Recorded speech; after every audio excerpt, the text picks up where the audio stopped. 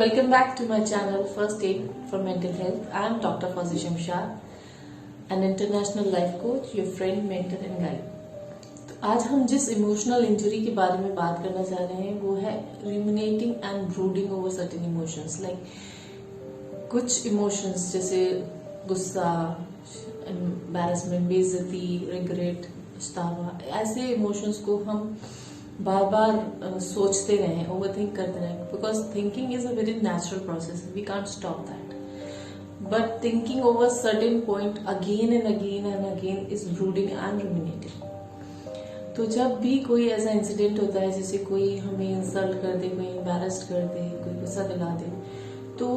If we are not able to release it from our mind, means कि हम उसके बारे में सोचते रहें कि अभी ये इंसिडेंट हुआ, घर जाके फिर वो उसी बात का ख्याल आ रहा है, फिर शाम तक वही बात सोचे जा रहे हैं, जब सोने के लिए लेटे फिर वही दिमाग में, अगले दिन सुबह उठे तो सबसे पहला ख्याल उसी चीज का आया, हफ्ते भर बाद भी हम उसी चीज को सोच रहे हैं, हम आगे नहीं बढ़ पा रहे हैं. This is actually brooding and ruminating and it is a very dangerous sign. क्योंकि जब हम किसी भी इमोशन को इतना लंबे तक खींचते हैं तो मीन्स कि वो जो पेन हमने एक्सपीरियंस किया था उसको पहली बार जब वो हमारे साथ हुआ एपिसोड,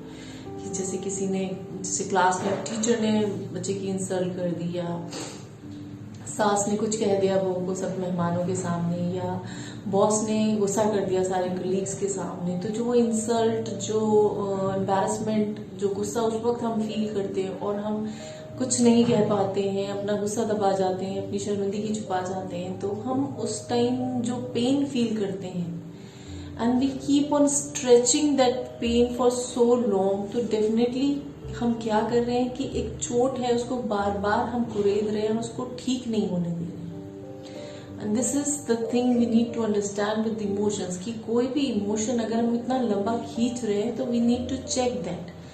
कि क्या वो इतने टाइम बाद भी हमारे अंदर वही पेन क्रिएट कर रहा है, वही फीलिंग्स क्रिएट कर रहा है. आपको उस एपिसोड के बारे में सोच के अभी उतना ही तेज गुस्सा आ जाता है, उतनी ही तकलीफ होती है,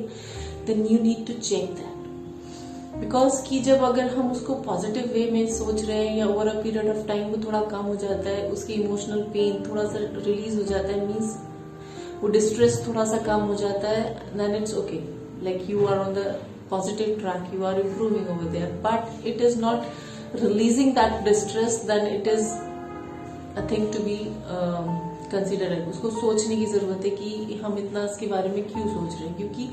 जब हम एक ही साइकिल को वैसे ही घुमाते रहते हैं ना, हम विक्टिम फैंटेसी में चले जाते हैं कि काश मैंने ये कह दिया होता, वो कर दिया होता, ऐसे हो जाता, वैसे हो जाता, यानी कि हम उसको हील नहीं होने दे रहे हैं, हम उसको कुरेद रहे हैं.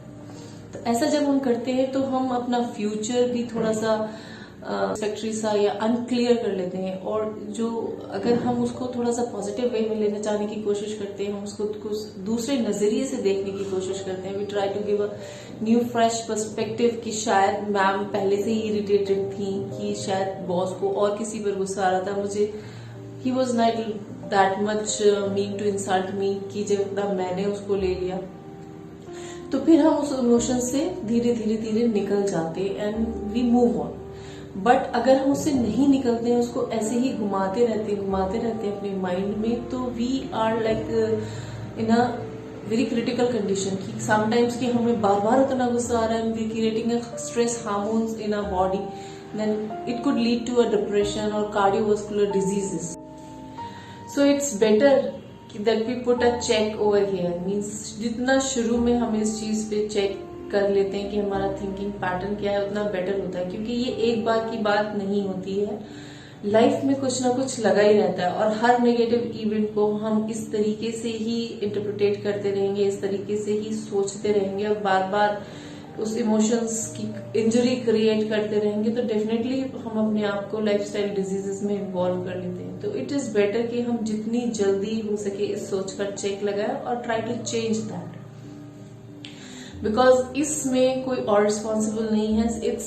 इट्स प्योरली अवर गेम, कि हमारे माइंड पे सिर्फ हमारा कंट्रोल होता है और किसी का नहीं. तो वी हैव दैट पावर कि हम अपने अंदर कौन सी थॉट्स जाने दें और कौन सी थॉट्स नहीं जाने दें. तो जो चीज हमारे लिए इतनी नुकसानदेह है, तो इट्स बेटर कि हम उसको वहीं रोक दें, कि अगर वो मुझे नुकसान करने वाली है तो मैं सोच लूं चलो छोड़ो, जाने दो, let's forgive it, let's forget it, anything or any constructive thing you can do with that. And there is lot more about this, and we'll be discussing next emotional injury. Till then, see you, bye, and stay there to watch my next episode on emotional injury. Bye.